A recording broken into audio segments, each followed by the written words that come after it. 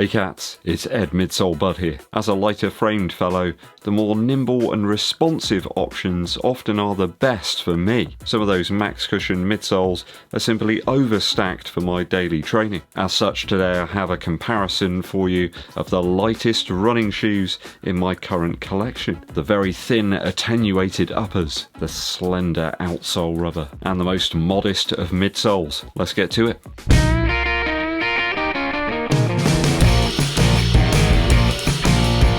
Welcome back to the channel, people. It's always appreciated you tuning in. Do help us to continue to grow by hitting that subscribe button and giving this video a thumbs up like. Dankeschön. Looking at the featherweight running shoe options in my collection today. I have thinned out the collection a little bit recently. Got rid of a few shoes I haven't really been using all that much. I do have some incredibly light options and they always seem to be ones I enjoy running in when I get out there. If we're talking low weight, then the Nike STREAKFLY simply has to be on this list. This model in my UK 11 or US 12 is a staggering sub 200 grams. You've got a very thin shank in the sort of midfoot area of this shoe to give a little bit of torsional rigidity, but it is a very bendy, compressive shoe. There's not a lot of midsole to provide any sort of firmness there. Of course, the STREAKFLY was branded as a 5 or 10k racing shoe. I think it's almost impossible to look past 198 grams, that's 7 ounces on the money. In my size, that is simply insane. When you look at something like the Kayano 30, for example, that's coming in at like over 350 grams. It's almost double the weight of this shoe. I have to be honest, I kind of enjoyed this shoe more from a daily perspective really, rather than one of extreme pace. It kind of lacks a very firm feel for you to get some real toe-off propulsion, and perhaps durability wasn't the strongest point of the STREAKFLY. I have to say the outsole was pretty durable though,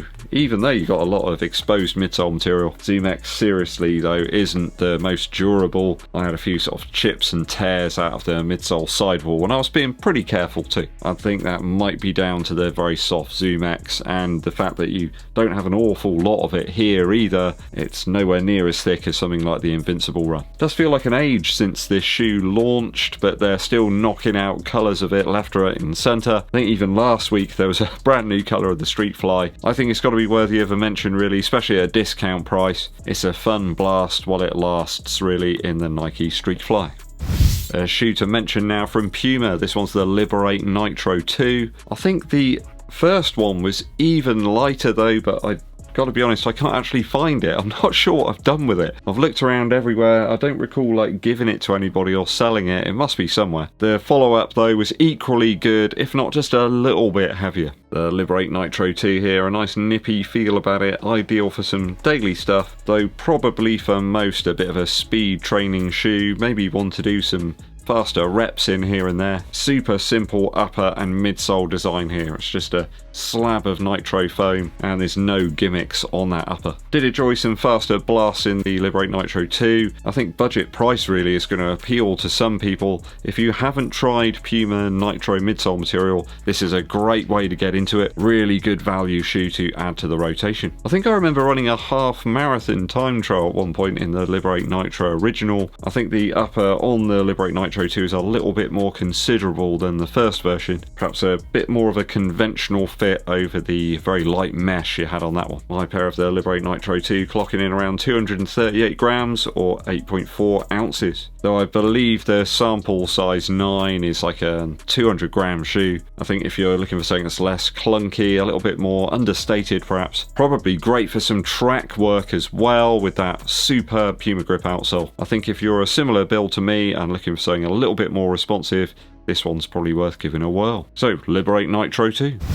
Another Puma model here, it's the DEVIATE Nitro Elite. This one's clocking in my UK 11 at about 231 grams. That's about 8.1 ounces, so a little bit lighter than the LIBERATE Nitro 2. Super soft, though it does have some rigidity from that carbon plate. It does lack the super maxed out stack that you come to expect, I suppose, in shoes in 2024. I've got about 38mm of heel stack here. Typically in my size, if it's like a maxed out one, I'll get about 44. It's always about 3 or 4 mil over that sort of allowed midsole height. So a little bit more minimal than some of the other super shoes out there. If you don't want all that stack, and some of us don't, if you want that uber light experience and a nice soft one too, then the DEVIATE NITRO Elite is worth checking. Puma grip on the outsole and a weight that comes in lower than the next shoe on my list. I think it's hard to look past the original version of the DEVIATE NITRO Elite. You can often find them for about 80 Earth credits here in the UK, which is an absolute steal. That's some price for a carbon plated shoe of this weight. It's absolutely worthy of a place on my Featherlight shoe list. What could be next? Got to include this one, the VAPORFLY 3 from Nike. In my UK 11, US 12, it's coming in as one of the lightest race shoes out there. A full 40mm of stack in the heel. I've got about 234 grams here, or 8.3 ounces. That is not a lot of shoe to carry around for a half or full marathon. The upper, which is almost wholly, I suppose, is probably responsible for the exceptionally low weight that we've got here. You've got a few more millimeters of stack than we had in the Puma DEVIATE NITRO Elite, though of course this level of incredible cushion, which is very light, comes at a heavy price. See what I did there? At least this version of the VAPORFLY is a little bit more durable than the ones that have come before it. I didn't get any midsole tearing, anything like that at all. Even the rubber pieces are looking pretty decent back here. It's certainly a demon when it comes to speed, but it's not one perhaps to wear in the very cold weather. You're going to have to dig out the thicker socks to rock the VAPORFLY 3 in the wintertime, that's for sure. But it's one of the lightest shoes in the collection right now. The VAPORFLY 3 from Nike. I've been out in this one today, the TAKUMI SEN 10 from ADIDAS. It's an absolute banger. I love this shoe. Though it does suffer again from the same toe-punishingly breathable toe box. Darn good shoe, only 228 grams in my UK 11. 8 ounces on the money. It is wonderful. Though a heavy price once again, 170 Earth credits here in the UK. Now, there's not quite the cushion here of the VAPORFLY 3. There's a bit less in the heel here. ADIDAS reckon there's 33mm of stack in the heel of the sample size. I think I'd probably agree. I'm getting about 37mm of stack here in my pair. A fast pace option with a more responsive foam here. It really does though feel like the shoe is getting you up onto your forefoot a lot more. Really snappy and really energizing ride. And I think that the Lightstrike Pro foam here is far more durable. You're going to get, better longevity out of this than something like ZOOMX. It just gets better and better the more you tenderize it. Though if you do want lightness, the ZOOMX in the VAPORFLY 3 is probably the way to go. Somehow they managed to give you a wider forefoot and heel for only a few grams more. I am feeling that the upper's giving a little bit on this one, and it's certainly not anywhere near as narrow a feel as the TAKUMI SEN 8. So that's the penultimate shoe on my feather-like options.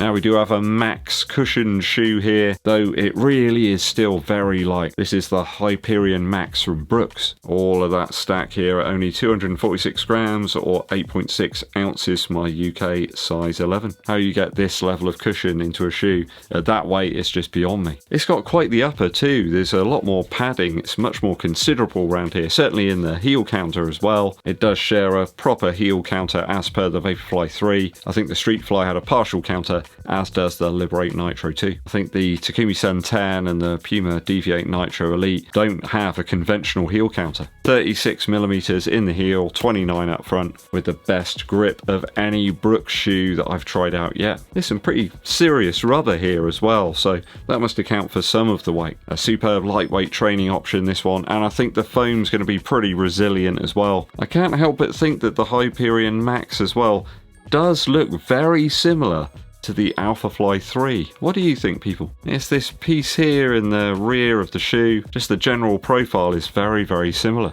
I think in terms of this very low weight of the shoe and the amount of cushion that you get, it makes it a very versatile model from Brooks. Okay, that's all of my featherweight options in the collection right now. I don't think I've missed anything out. There were a few that were just a little bit heavier. I wanted to try and keep everything under about 250 grams though. If you're a lighter frame runner, do you tend to sort of err towards the very light shoes? This makes me feel a little bit more nimble, like I can increase the cadence, and certainly where I'm running sometimes in the evenings and my legs are a little bit more tired, these still enable me to sort of get round those faster sessions. Let me know your super light options down in the comments. Quick musical interlude for you. I've been digging back through the album collection and I stumbled across one I hadn't listened to in a while, and that is The Wolf from Andrew WK. I love this album, the way the tracks sort of flow into each other. Feels a little bit more subtle and perhaps a little bit more thought out than his debut. I love the fact it kicks off with Victory Strikes Again, which is like a rallying call. It feels like Andrew's saying to everybody that's listening to the album, you know, you should have pride in yourself, you should be striving for something. There's always something to be reaching for and to try to work towards, and that alone is a reason to keep on going. I think The Wolf could be a great album to listen to, perhaps if you're feeling a bit low this time of year. I know there's lots of people out there round about this time, they're suffering, there's not enough sort of light, perhaps they're going to work in the darkness, coming home in the darkness. Just remember that lighter times are ahead, people. We keep on going, we keep getting out there, keep striving for those things that we really want in our lives. You know, we want to be happy, we want to feel like we're free, and you can feel like that in your mind. You have to adjust the way you think sometimes about stuff. Remember those things that are bringing you down, perhaps it could be in a week, a month or a year, that they're not even something you need to worry about or consider. Go and check this one out. I think it could have a positive effect on your sort of mental state. The Wolf by Andrew WK.